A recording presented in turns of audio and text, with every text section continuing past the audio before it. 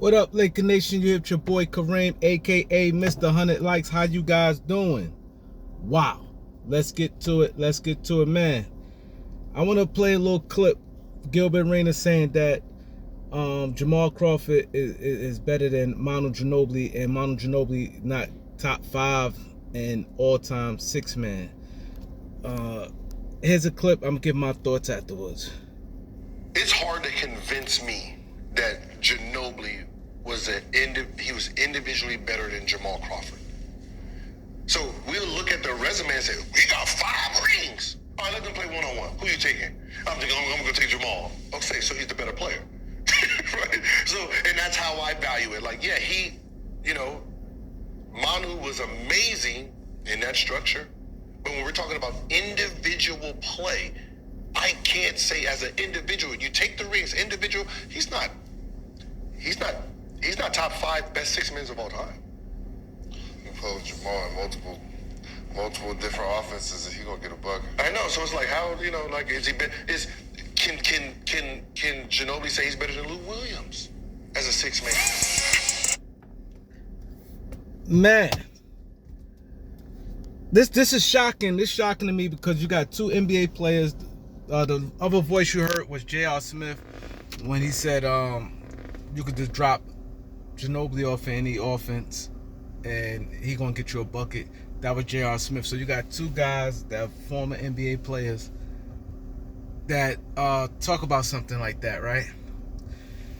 Here's my take, man. And it's shocking because I always gave Gilbert Arenas props on basketball knowledge, but this is like kind of over the board.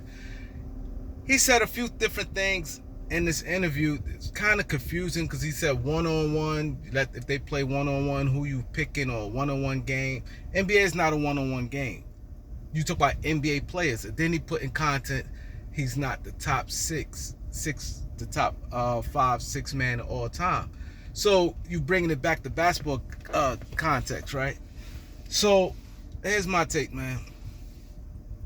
I got a lot of love for Jamal Crawford. I like a lot what Jamal Crawford stands for and everything. But Jamal Crawford is not in Ginobili league as far as NBA talent wise, like far as like what they done and who's the better player. I ain't gonna say like he's not in this league, but Ginobili is just a better player than Jamal Crawford all around. Ginobili a better defender. Ginobili came up in clutch. Ginobili better going to the basket, better playmaker. And then Gilbert said, if you basically take Ginobili out the system. Now, see, this is why I always tell people, watch the game. Just don't go on stats. Stats don't tell everything, and you can't go everything just on highlights. It's best just to watch the game itself. He said, take Ginobili out the system. If anybody watched the Spurs play, and the main thing what drove Popovich crazy was Ginobili. It drove him crazy because Ginobili did what he wanted.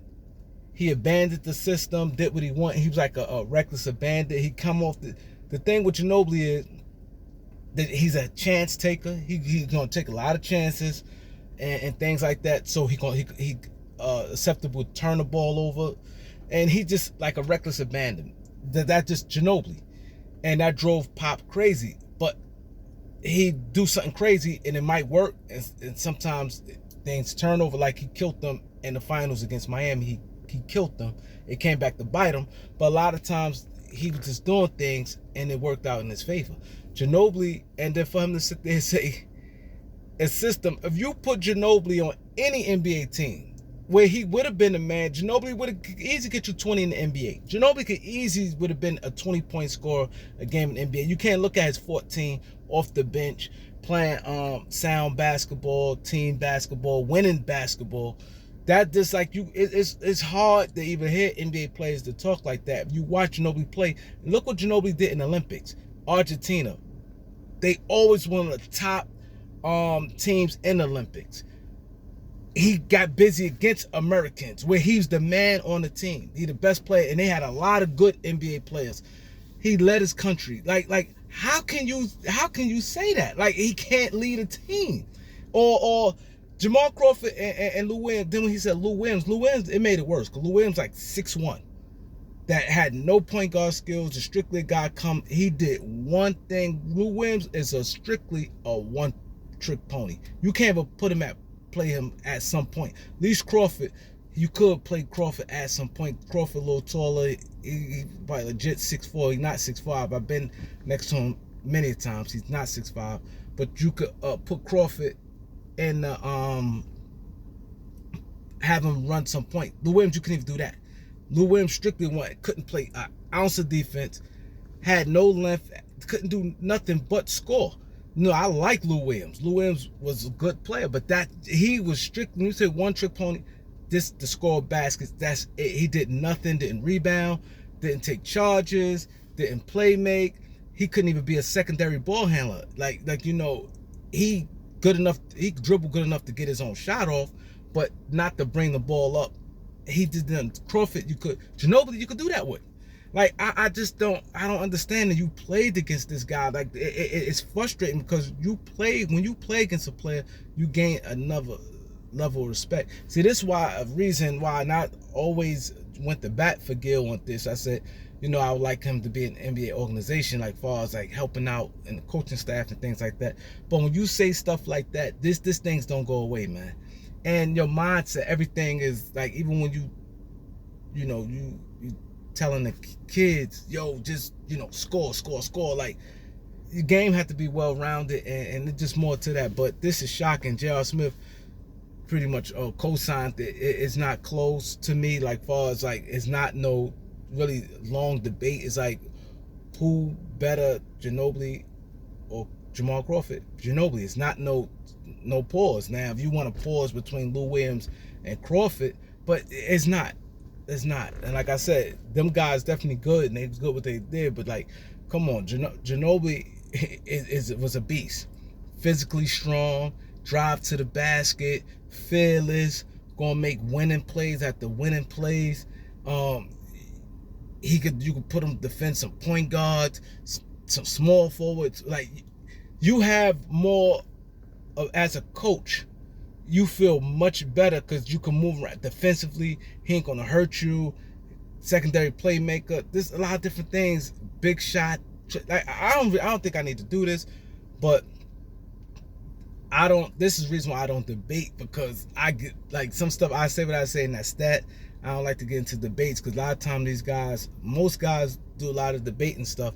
Don't even watch the game. They go right to the guy's numbers and go right to highlights. If you you got to live that moment.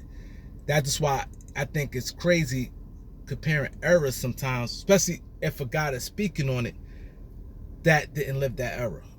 Like, when people say, oh, Michael Jordan, LeBron James, the first thing I listen to is somebody's age. If you 40 years old, not like if you like in your 30s, Michael Jordan retired at 98.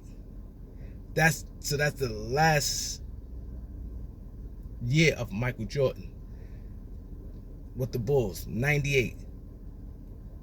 How old was you then? Like, you have to really understand what you was watching. Like, that's what I'm saying. You can't compare eras. All these guys great, enjoy it. The same thing, like, you may look at Jamal Crawford numbers, look at the 50-point games he scored, and you look at Ginobili first thing, oh man, Crawford handle is crazy. You look at all that, you may say that, but you have to watch the game. You have to be in that moment when you understand and watching and understanding what you watch, and then you say, okay, then you can make the comparison. Like, Jamal Crawford, Ginobili just a better basketball player itself. Like I said, you go look what he did in the Olympics. So, it's just I just want you to know what you guys think, man. Like, comment, share, subscribe. Peace.